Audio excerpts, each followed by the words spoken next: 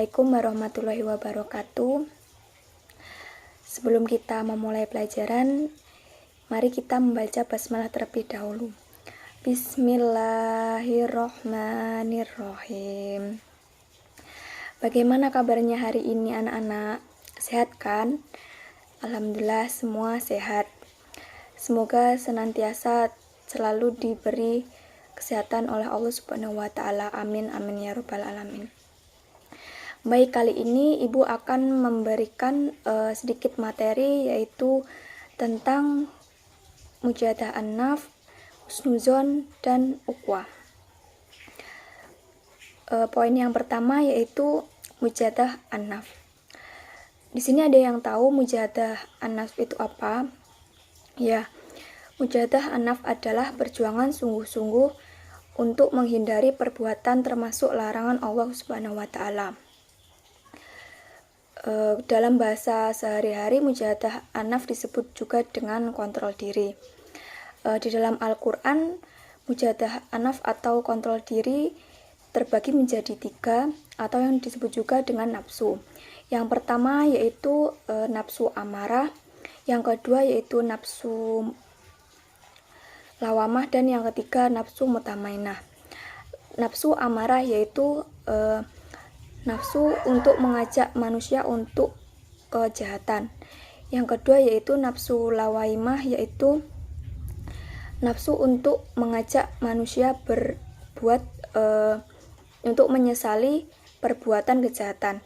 Yang ketiga yaitu nafsu mutmainnah atau nafsu ketenangan.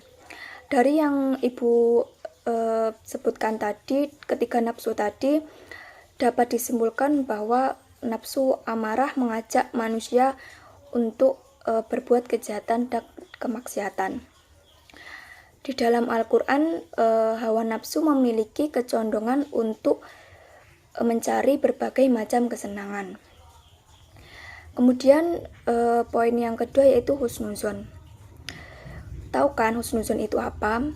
Ya, husnuzon itu kebalikannya dari suuzon. Jika suuzon itu berprasangka buruk, husnuzon adalah berprasangka baik. Baik itu husnuzon kepada Allah Subhanahu wa Ta'ala, orang lain maupun diri sendiri. Husnuzon pada Allah Subhanahu wa Ta'ala memiliki makna, yaitu meyakini bahwa Allah Subhanahu wa Ta'ala memiliki sifat Maha Pengasih dan Maha Penyayang, serta mengasihi hambanya dan tidak memberikan beban di luar batas kemampuannya. Kemudian husnuzon kepada orang lain, yaitu setiap muslim hendaknya kita berprasangka baik, karena jika kita berprasangka buruk terhadap orang lain, maka kita akan meretakkan hubungan persaudaraan atau yang disebut dengan ukhuwah. Yang ketiga yaitu husnuzon terhadap diri sendiri, yaitu dengan bersikap optimis dan mau bekerja keras untuk menjalani hidupnya. Dan jika kita berprasangka buruk terhadap diri sendiri, maka kita akan merasa pesimis, minder, dan malas untuk menjalani hidup, sedangkan Allah melarang hambanya untuk berputus asa dari rahmatnya. Adapun ayat yang menjelaskan tentang husnuzon yaitu surah Al-Hujurat ayat 12. Di sini Ibu akan meminta salah satu dari kalian untuk membacanya. Bismillahirrahmanirrahim. Ya ayyuhalladzina amanu jtanibu katsiran minadh-dhanni inna ba'dadh-dhanni ism wa la tajassasu wa la yaghtab ba'dukum ba'dha ayuhibbu ahadukum ay ya'kula lahma akhihi maytan fakarihtum wattaqullah innallaha tawwabur rahim. Shadaqallahul adzim. Baik, artinya yaitu, wahai orang-orang yang beriman, jauhilah banyak dari prasangka.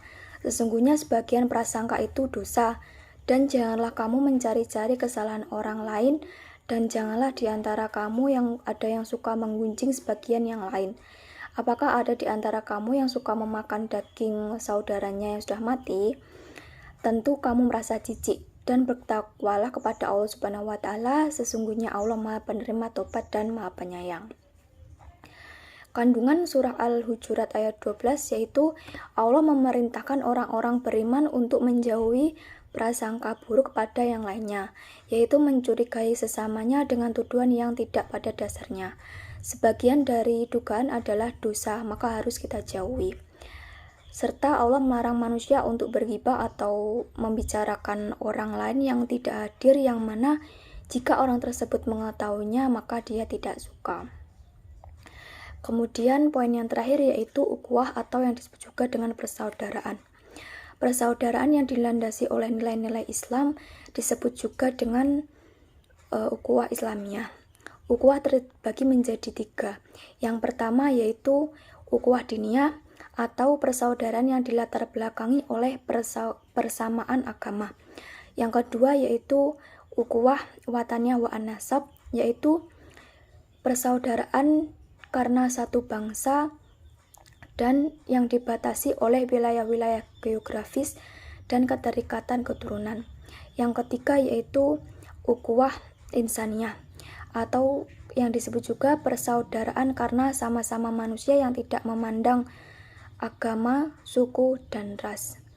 Adapun surah yang menjelaskan tentang ukhuwah atau persaudaraan yaitu surah Al-Hujurat ayat 10 yang berbunyi innamal mu'minuna ikhwatun fa'aslihu baina akhwaikum wattaqullaha la'allakum turhamun, yang artinya sesungguhnya orang-orang mukmin itu bersaudara, karena itu damaikanlah antara kedua saudaramu dan bertakwalah kepada Allah Subhanahu wa taala agar kamu mendapatkan rahmat.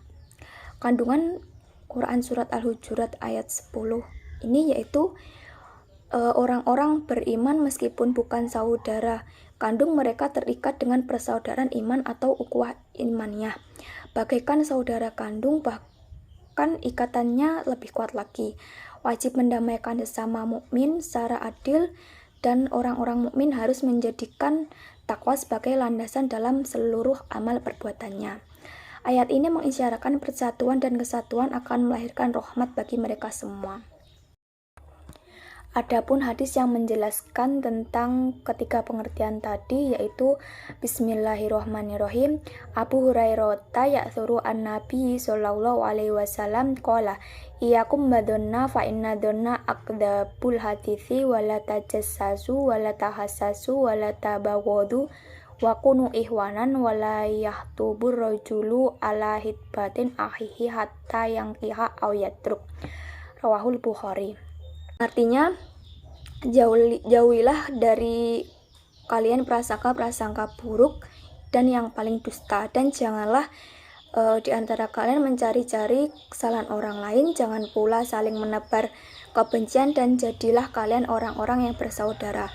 Janganlah seseorang laki-laki meminang atas pinangan saudaranya hingga ia menikahinya atau meninggalkannya.